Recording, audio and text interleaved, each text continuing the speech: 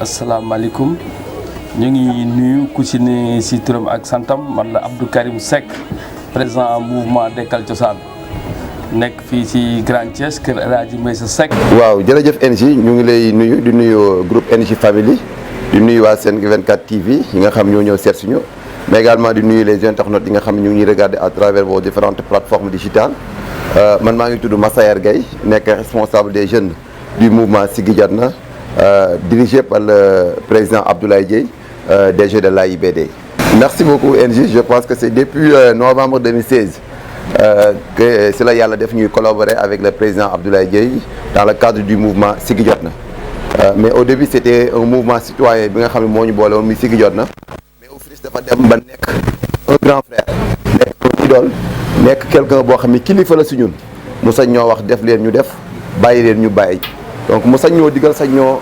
tere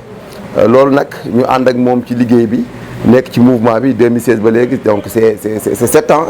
de compagnonnage ànd ak moom ci mouvement Siggi Jotna di tekk di jug di daanu di projet de société boo xam ne dañ ko amoon également pour Thiès parce que moom li ko taxoon a jur rek moom mooy apporter sa pierre à l'édification de sa ville natale Thiès donc moom li mu gëmoon mooy au lieu que mu toog di xaar lan la ko Thiès defal mais moom muy demandé wu lan la defal Thiès ci teraanga bi ko suñu borom joxoon mu nekkoon un chef d'entreprise capitaine d'entreprise dans l'économie portuaire mu ni nag damay ñëw nag man li nga xam ne suñu borom dénk na ma ko mu bëri ak mu néew ma ñëw accompagner ci le développement de Thiès participer au développement local donc loolu sacerdoce la woon bañ dem ci ay élections mais dans le cadre aussi de la mouvance présidentielle parce que ñun li tax aussi bi ñu jugee avec le mouvement Siggi Jotna derrière le président Abdoulaye Dièye accompagner la vision du chef de l'État mooy que dañoo gisoon que ni le président Macky Sall a impulsé une dynamique de développement inclusive et participative pour le Sénégal donc c'était notre devoir ñun tamit ñu ñëw jàpp ci teg ci loxo pour que loolu dem donc vraiment loolu moom mooy suñu compagnonnage suñu ànd avec le président Abdoulaye Dièye dans le cadre du mouvement Siggi Jotna mu nekk un projet de société boo xam ne dañ ko am pour Thiès pour xool nan lañ gën a ñoŋalee Thiès pour développement Thiès ñu mën cee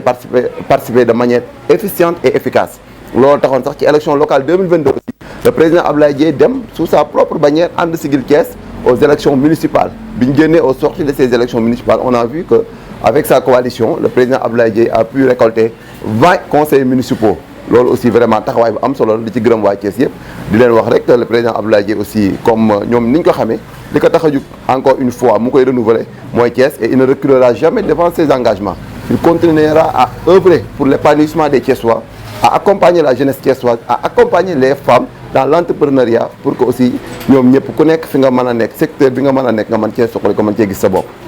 merci beaucoup NJ suñu secret du dara loolu bi ñuy dugg ci politique on s'est basé sur deux principes fondamentaux lañ basé wu bi ñuy dugg ci politique mooy ne on avait toujours dit aux Thiessois qu'on va tenir un langage de vérité et on va communiquer par l'action toujours on s'est focalisé sur la communication par l'action maanaam suñu jëf la ñuy bàyyi mu ñuy communiquer mais d'abord dañuy tenir un langage de vérité président Abdoulaye Dièye bi muy ñëw di dugg ci langue politique dani je veux révolutionner le champ politique je veux venir instaurer un renouveau politique mais ce renouveau politique là dama koy baser sur des principes muy l'éthique la responsabilité mooy politique ku dëgg politique ku jub ak jubal politique boo xam ni da ngay waxante ak askan bi dëgg du ma nax kenn ñëwuma pour nax kenn damaa ñëw pour jàppale askan bi xool ñan mooy seen préoccupation yi nga xam ne mën naa kaa saafara ci sama poste bopp xaaruma ci état xaaruma ci kenn ma yëkkati li nga xam ne suma bopp moom la ma jox comme teranga ma jàppale ci ñooñu pour que ñoom it ñu mën cee gis seen bopp loolu moom moo ko dugal ci politique c'était une politique d'action sociale une assistance sociale auprès des populations loolu nag ba léegi ni juguñu ci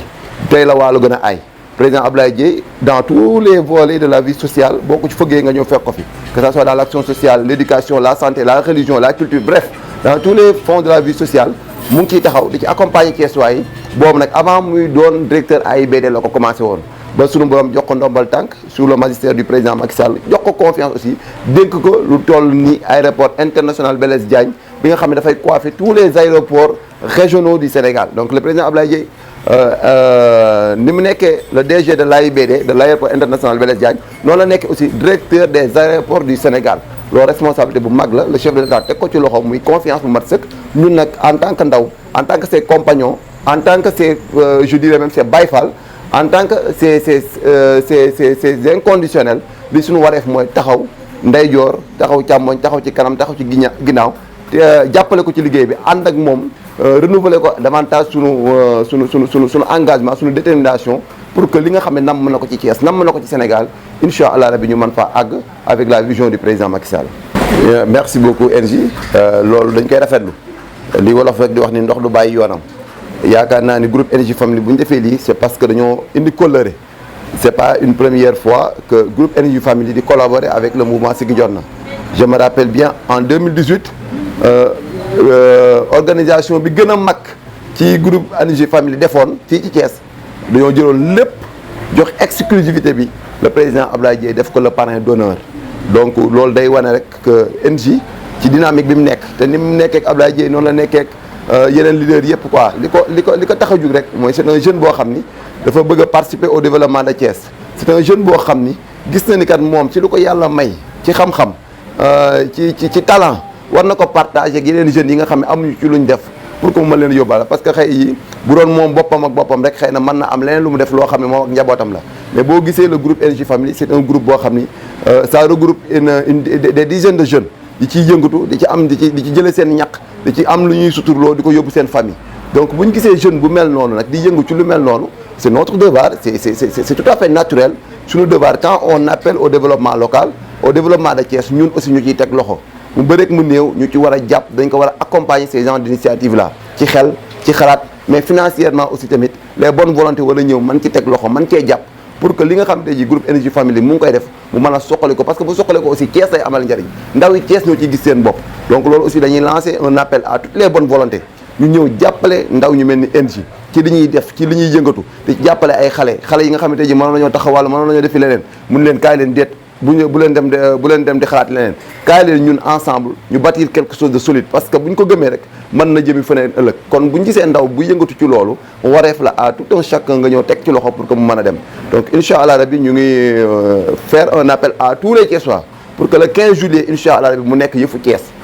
mu nekk yëfu Thiès yëpp nekk sax yëfu Sénégal parce que ñun tamit demuñu Dakar demuñu Saint-Louis demuñu fenn Thiès ji am nañ ay talent yoo xam ne tey li ñuy gis feneen ñu ngi koy mën a gis fii ci Thiès Energy nag loolu la bëgg a dajale pour def une soirée artistique boo xam ni lii gars yi di gis ci ay Dakar di ko gis feneen di ko gis même à l'international pour que le 15 juillet incha allah rabi ñu gis ko Thiès wala lu ko raw sax la ñuy gis Thiès donc ñu ngi def un appel à tous les Thiessois le samedi 15 juillet ñu jaay nelaw yi nag sama genre gi nga xam ni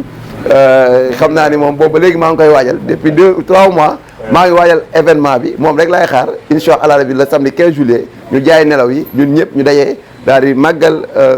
bis bi ànd ceeg Energy accompagner ko pour une réussite totale. merci beaucoup Energy di wax rek à toute la jeunesse que ñu gën a consciente on a besoin d'une jeunesse consciente pour bâtir des lendemains meilleurs parce que yaakaar naa Sénégal fi mu jëm ëllëgu Sénégal fi mu jëm ndaw ñi ñoo ci ëpp chance donc responsabilité la ci jeunes yi ñu xam ne fi nga xam ne jëm nañ ko ak opportunités yi nga xam ne mu ngi offrir devant nous par rapport à nos ressources naturelles ñun ndaw ñi war nañu amaat beneen taxawaay muy taxawaay républicain mais aussi une posture citoyenne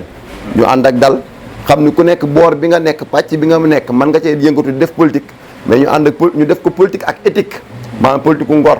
politique boo xam ne du ñu saaga du ñu xasante du ñu wax lu ñaaw ku nekk mën nga def sa wax sa xalaat parce que la politique c'est un débat d'idées contradictoires et puis dans un débat d'opinion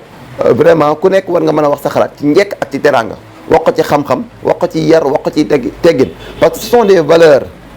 ce sont ces valeurs cardinales là qui fondent le socle de notre nation parce que Sénégal daa am lu ñu ko xamee boo xam ne Sénégal pays de la teranga ay mag ñu baax tëdd fi am loo xam ne dañ ko aare Sénégal ñagee ko ngelawaay kon ñun ndaw ñi bu ñu mujjee puso bi mu réere suñuy loxo nañ àndaat ak suñu sago delloo si war suñuy xel daal di xam ne kat Sénégal ñoo ko bokk li ñu boole moo ëpp fop li nga xam ne moo ñu xàjjale ñun ñëpp nañ bokk ndey bokk bàyyi di waxtaan di diisoo di pencoo parce que comme sa réew mi ñoo ko bokk te mun ñu kaa paccoo war na à ce que ñu koy pencoo au passage di saluer aussi l'initiative du chef de l'État parce que moom lañ dénk lépp moom lañ jël suñu ñun ñëpp suñu destinée teg ko ci loxoom mënoon na di buum di dogal lu ko neex mais déedéet defewul noonu wan nañu un exemple d'un président li mu war a mel mooy que saa su ne mu ngi woote à un dialogue à une concertation ñu toog autour d'une table waxtaan waxtaaj xool li xam ne moom moo yenn maanaa li nga xam ne moom moo ñu boolee ñu xool li ci gën a rafet ñu doxalee noonu di sant ñëpp di gërëm ñëpp di ñaan yàlla suñu borom def jàmm ci Sénégal mi xel jàmmi yaram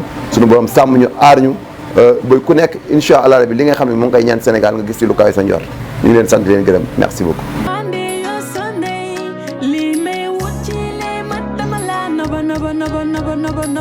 yow laa bëgg bul rus wax ko sama xol di def ci yow samay bët won la ko mbëggeel day naa